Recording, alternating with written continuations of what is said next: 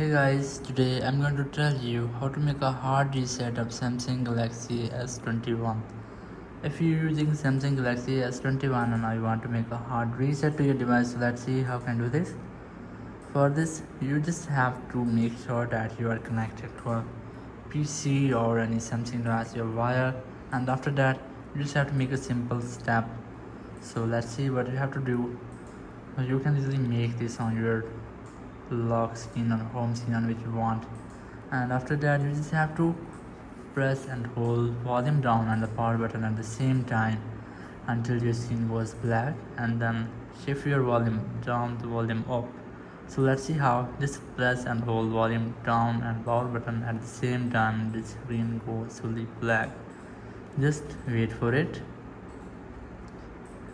and then shift your volume down to volume up.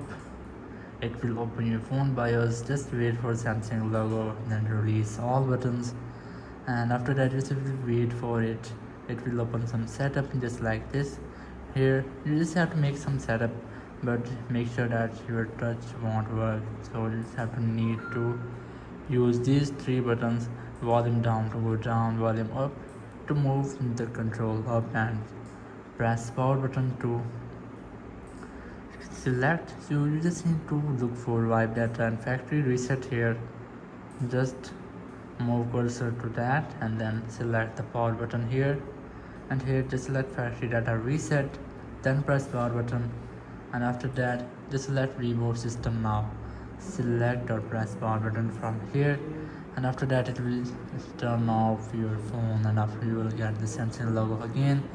It will make a hard reset to your device, but first of all you have to make sure that you have a backup of data before it will remove everything from your phone. It might be photos, videos, apps, or much more. So you just have to make backup of your data, and then you can easily do this step.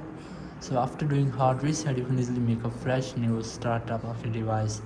Thank you very much for watching the video. Until next video, bye bye.